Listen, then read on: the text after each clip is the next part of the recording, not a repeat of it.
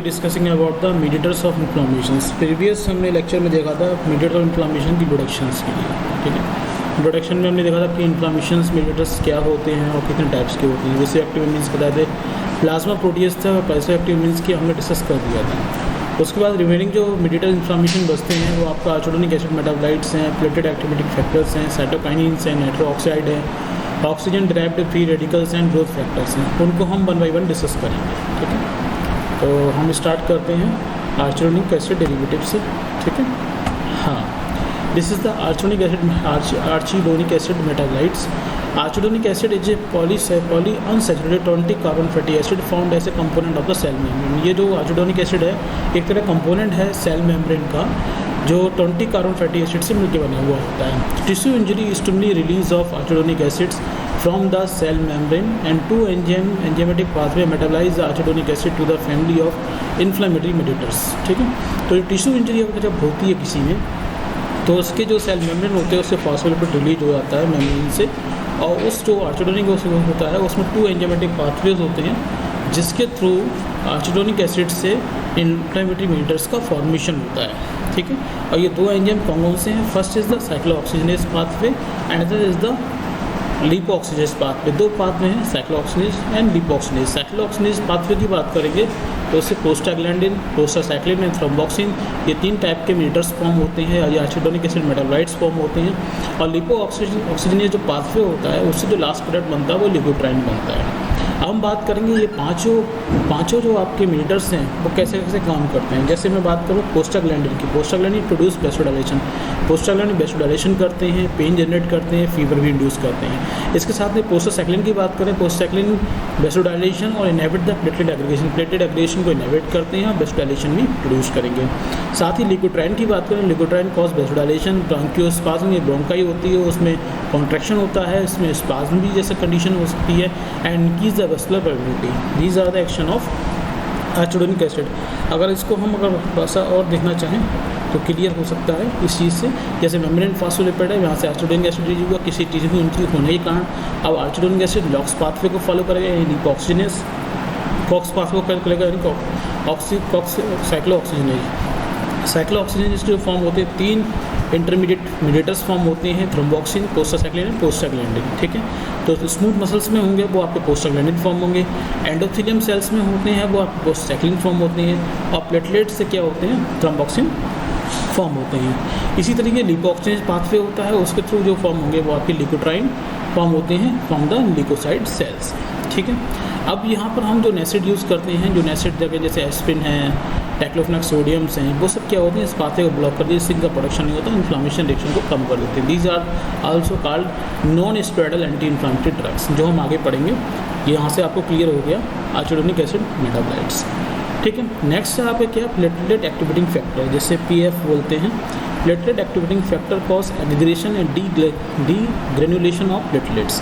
Platelet aggregation PF क्या करते हैं? एग्रीगेशन करते हैं प्लेटलेट्स को आपस में ज्वाइंट करके एक बंच बना लेते हैं, और डीग्रेनुलेशन भी काम करते हैं, यानी कि आपका जो प्लेटलेट्स हैं उनको तोड़ने का काम भी करते हैं, ठीक है। इसके अलावा क्या करते हैं? It about 1000 time more potent and histamine in producing vasodilation. जो आपका प्लेटलेट एक्टिविटी फैक्टर है वो आपके हिस्टामिन के कंपेयर में 1000 time more vasodilation producing intermediate होता है, and increase the probability as compare to the histamines, ठीक है। It produce vasoconstrictions and bronchoconstrictions, दोनों ही कंडीशन ये प्रोड्यूस करता है ऑन प्लेटलेट एक्टिविटी फैक्टर्स, ठीक है। अब बातें हम नेक्स्ट नंबर जो है आपका वो है cytokinin. Cytokinin is the another type of the cell mediators. Cytokinin की बात करें तो cytokinin are the polypeptides produce mainly by the activated lymphocyte and macrophage. जो साइटोकाइनिन्स हैं वो पॉलीपेप्टाइड्स होती हैं, मेनली जो लिम्फोसाइट सेल्स होती हैं, मैक्रोफेज सेल्स हैं, उनके द्वारा ये प्रोड्यूस होता है, ये उनके द्वारा एक्टिवेटेड होता है। The modulate the cell function like a protein synthesis, secretion, cell growth and पॉलीफ्लिकेशन।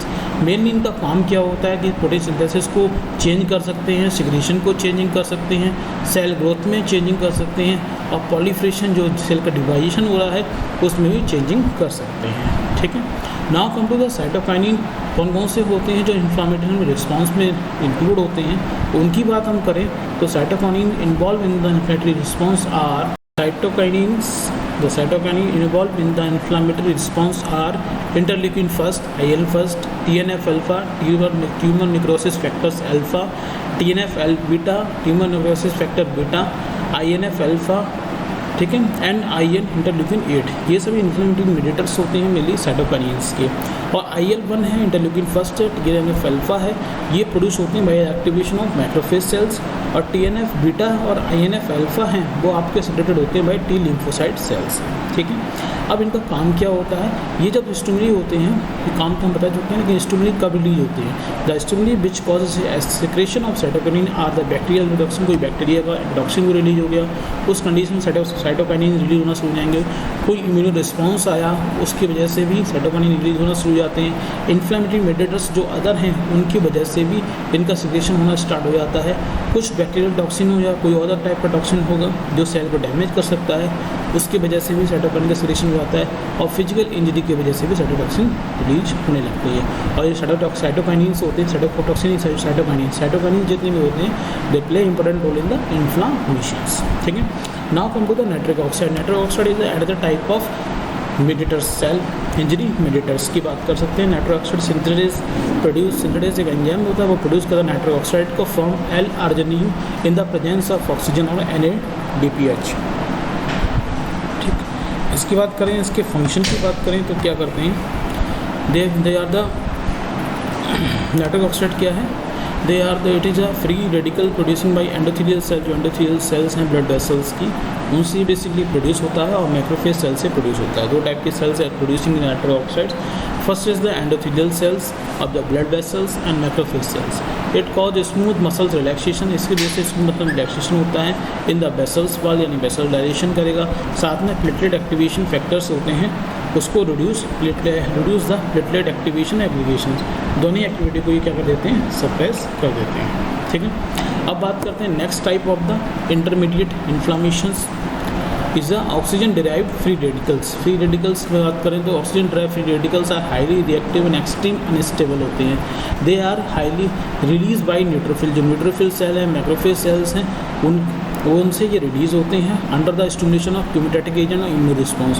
क्यूमेटाटिक agent मतलब कोई केमिकल एजेंट्स है, कोई केमिकल लीडर्स हैं, उनके रिस्पॉन्स की वजह से न्यूट्रोफिल मैक्रोफेज सेल्स होते हैं वो आपके फ्री रेडिकल को रिलीज़ करते हैं। और साथ में इम्यूनो कॉम्प्लेक्स रिएक्शंस होती हैं, उसकी वजह से न्यूट्रोफिल और मैक्रोफेज सेल्स होती हैं वो आपके ऑक्सीजन फ्री रेडिकल्स के लिए रिलीज़ करते हैं। They are also implied as a lethal agent by a phagocytes. Phagocyte के अंदर ऐसे लीथल एजेंट काम करते हैं। Example free radicals are the super oxide radicals हैं, वो एक फ्री रेडिकल है। हाइड्रोक्सी रेडिकल है, ये भी फ्री रेडिकल है। नाइट्रिक ऑक्साइड भी एक ऐसे फ्री रेडिकल का काम करता है। Free radicals induce endothelial damage. Endothelial से सेल होती है, यानी कि जो ब्लड वेसल्स के एंडोथेलियल सेल्स हैं उनको डैमेज कर देते हैं।